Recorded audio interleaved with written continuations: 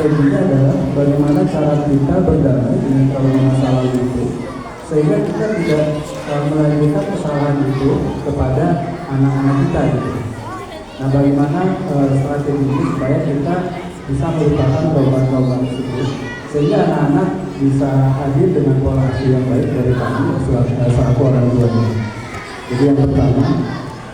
Kemudian yang kedua, tadi kaitannya dengan kasus bullying ya Bu. Bullying. Oh, bullying. Iya, pembulian. Ini kan sangat dikhawatirkan ya selaku orang tua kepada anak-anak yang sekolah saat ini. Nah, dari tinjauan psikologi sebenarnya bullying atau pembulian itu hadir karena apa gitu? Kenapa ada anak yang mempunyai karakter seperti itu? Kemudian kami selaku orang tua bagaimana cara mengatasi itu? Lalu bagaimana peran sekolah juga dalam mengatasi ini? Karena kan tadi perannya segitiga ya, sekolah, orang tua itu akan menjadikan anak yang hebat kalau kita bisa terus. Mungkin itu aja ya, Bu Ida. Terima kasih. Wassalamualaikum warahmatullahi wabarakatuh. Waalaikumsalam warahmatullahi wabarakatuh. Jadi pertanyaan pertama, Bu Ida, jadi bagaimana berdamai dengan masa lalu? Benar sehat ya. Benar sehat. Yang kedua, kasus bullying, bagaimana menghadapi kasus bullying? Terus mengapa ada anak yang berkarakter seperti itu? Baik, Bapak, pertanyaan Bapak pintar banget Pak. Itu satu materi lagi itu Bapak, saya harus pulang. Saya coba dinas ya. Karena kalau yang saat itu sesuatu yang pertarungan kita dengan masa lalu. Oke, saya ringkas saja ya, karena pertanyaan ini hampir ada di semua sesi terapi dan kelas saya buat. Inner child terjadi karena pola asuh yang salah pada orang tua kita. Ya, misalnya mungkin kita pernah dimarahi, mungkin kita pernah dipukul, mungkin kita pernah dipukul, mungkin di kamar mandi, lalu dikunci, sesuatu yang membuat kita gak nyaman sehingga kita terluka di masa itu dan menjadi trauma di masa sekarang. Biasanya orang-orang yang pernah punya inner child ini keluar statementnya gini, aku gak mau kayak orang tua aku mendidik anak aku karena itu gak enak, aku gak mau anak aku merasain apa yang aku pernah rasain dari orang tua.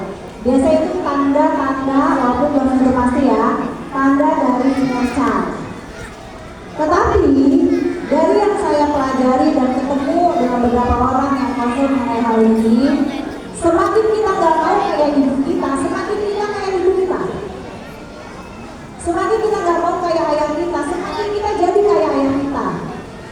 Karena yang datang selalu ngomong gini, baiklah saya gak mau pukul anak saya, karena saya tahu saya dipukul, gak enak, saya waktu itu dipukul sama ayah saya.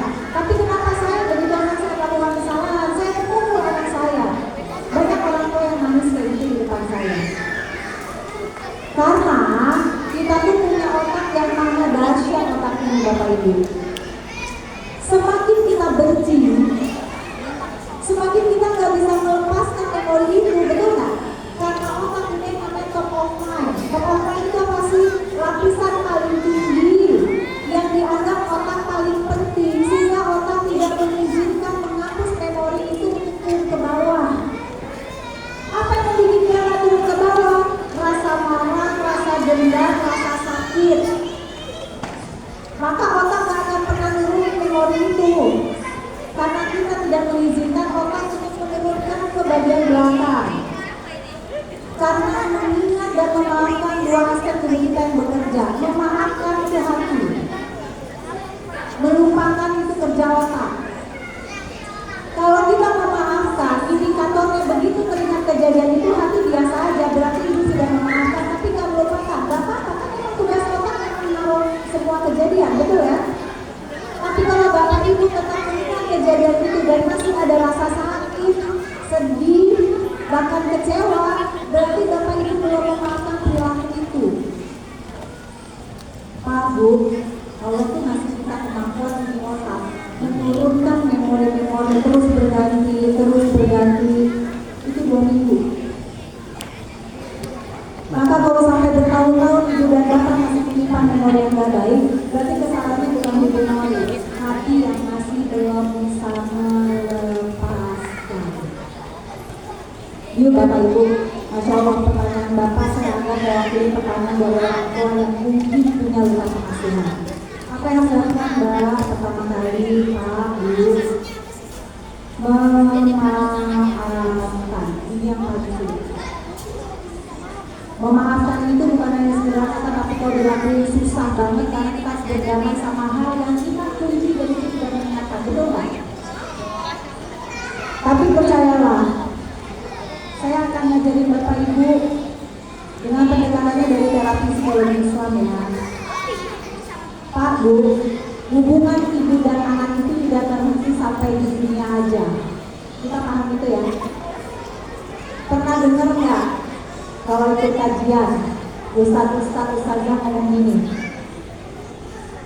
orang tua sudah mau melangkah ke surga, lalu anaknya berbicara kepada Allah minta keadilan, ya Allah bagaimana orang tua saya bisa ke surga jika dia aja tidak berlaku adil padaku. Bapak Ibu, kisah itu kalau dimasukin ke parenting dalam banget. Jangan sampai kita menjadi orang tua yang melarang anaknya ke surga karena memperlakukan anak tidak baik, betul nggak? Dan jangan sampai kita menjadi anak yang menahan langkah ke orang tua. Jadi tidak sepele mengucapkan itu ini tarik menangkap sampai akhirnya Bapak Ibu. Maka memaafkan di dunia jauh lebih menjadi kemenangan dibandingkan kita bertarung di pengadilan yang mana adil suatu saat nanti akan ada. Maka maafkan. Kapan waktu memaafkannya? Di sholat tahajud. Jika Allah membantu menghilangkan rasa kecewa dan marah. Kenapa? Karena saya yakin orang tua kita juga sebenarnya gak mau kok melakukan itu. Mungkin mereka melakukan itu karena mereka ketidakmauan, salah atau berbincang yang lain-lain. Berpositif thinking lah. Yang kedua, kita pun maunya kalau kita melakukan kesalahan, Allah memaafkan kita. Betul nggak sih Bapak Ibu? Karena kita juga jadi orang yang tahu orang tua nih. Saya punya anak 4. Pengennya berusahanya adil, betul nggak ya Bunda?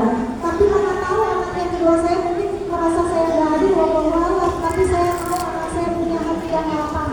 Nah, maafkan Bunda dan Ayah ya, kalau kami lalai dalam diri kalian. Itu harus dilakukan biar selesainya di dunia. Jangan tarik menarik di akhirat itu semua lagi. Maka kalau orang tua kita sudah meninggal, doakan dan berbicaralah sama Allah, ya Allah aku memaafkan semua kesalahan orang tua saya baik lisan maupun perilaku, bahkan jika mereka punya hutang yang mereka lupa saya lupa.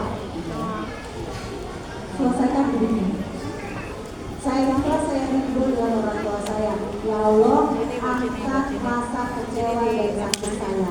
Ini terapi dari psikologi Islam menjadi bicara. Lalu kita berdoa, semoga dengan pertolonganmu saya bisa menjadi orang tua yang lebih baik daripada orang tua saya dulu saya. Itu kalau orang tuanya udah meninggal. Kalau orang tuanya belum meninggal gimana? Tetap salah lagi.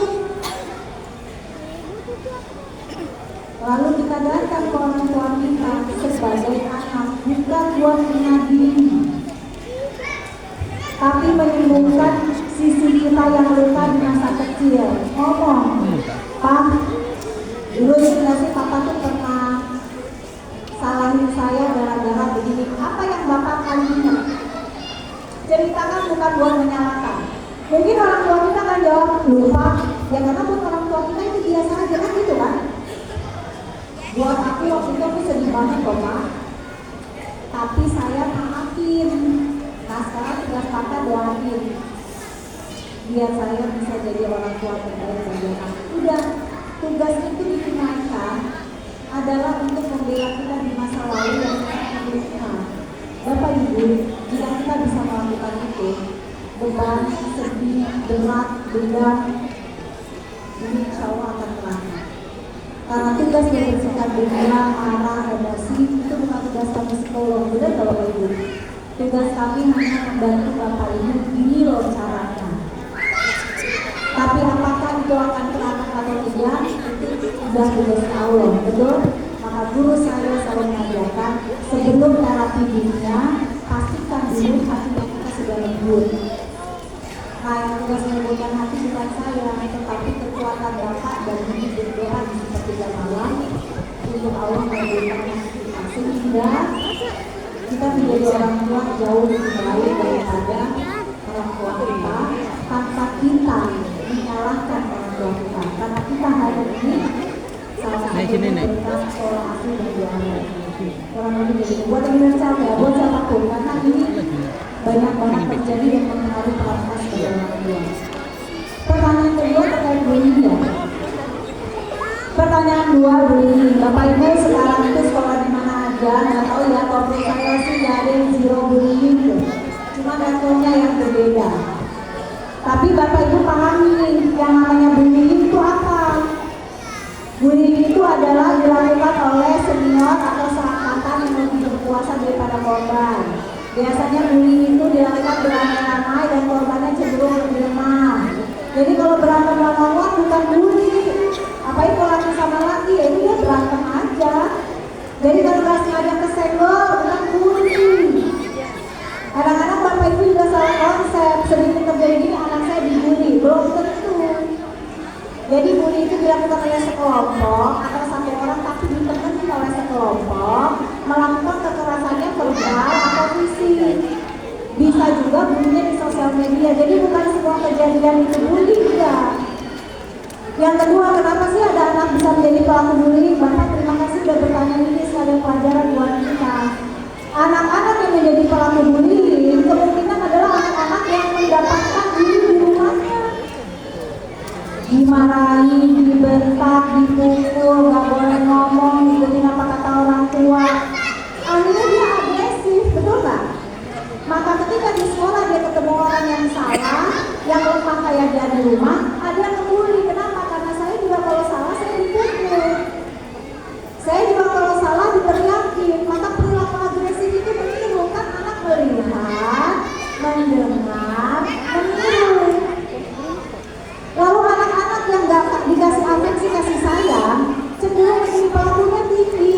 Makanya saya bilang Bapak Ibu, yuk hadir peran, kasih sayang, puji anak kita, deketin anak kita. Anak yang dibesarkan seperti itu, dia boro-boro berani ngebully manusia, nyakitin binatang aja gak tega. Kenapa? Afeksinya penuh. Kenapa anak bisa jadi korban bullying? Karena di rumah bisa jadi kemampuan dia untuk confidence-nya disabotase oleh orang tua. Udah kamu diam aja, nurut apa kata bunda. Jangan banyak ngomong, bunda tuh ngerti yang terbaik. Kamu ya dikasih tahu orang tua. Kita lah yang memangkas hak anak ini untuk membela dirinya. Jadi ketika dia di sekolah dibentak seperti itu, dia nggak tahu how to survive. Bagaimana membela anak saya? Dari hal sepele loh, adek ngambil mainan kakak gak ngasih.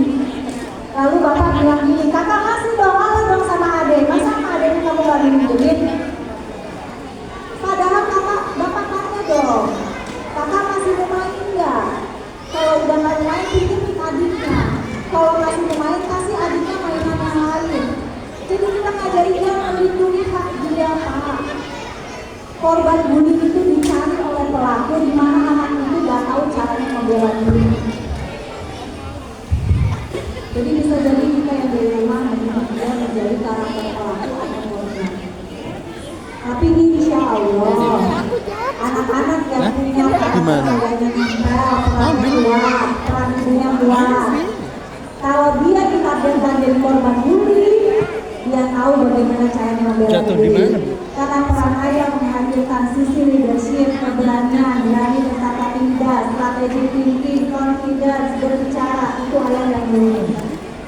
Jadi anak-anak yang peran ayah ini, kalau dia jadi target bullying, dia berani melawan. Ibu-ibu, kalau peran kita hadir, lengkap, anak kita punya empati, kasih sayang, kepedulian, humanis. Maka kalau anak-anak kayak gini dijadiin pelaku bullying, dia selalu nggak ada yang buka ikutan karena dia tahu itu nggak boleh. Jadi permainan seni kasih sayang ayah dan bunda menghadirkan karakter yang insya Allah menyelamatkan anak kita atas pertolongan Allah baik dari korban maupun pelaku. Kurang lebih begitu ya Pak ya. Terima kasih untuk pertanyaannya.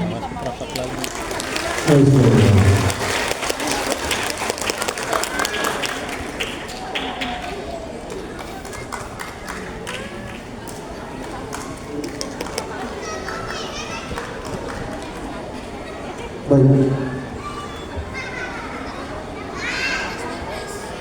Baik, terima kasih kepada para penanya dari Ayah Bunda, dari penanya tadi awal sampai sekarang. Saya ucapkan terima kasih banyak atas pertanyaan-pertanyaan yang disampaikan kepada para narasumber, dan saya mengucapkan mohon maaf jikalau masih ada mungkin pertanyaan yang ingin ditanyakan, tetapi melihat waktu kita terbatas, kemungkinan kita cukupkan sampai di sini saja. Saya tanya kepada Ayah Bunda semuanya, apa yang sudah didapatkan semuanya, apakah ada ilmu baru dari kedua narasumber ini? Untuk yang senior dulu ya, senior 456 justru pastikan tiap tahun berbeda. Apakah kali ini cukup ada ilmu baru yang bisa kita gunakan nanti, atau bisa merefresh kita, Ibu? Ada. Ayah ada? Ada. Untuk yang kelas 1, waduh, yang pertama ini ilmu ya Pak? Yang pertama. Kemudian untuk yang kelas 2 dan 3 kira-kira apakah ada ilmu baru yang bisa didapatkan untuk tahun ini, khususnya yang beda dari tahun kemarin? Ada Ibu? Ada.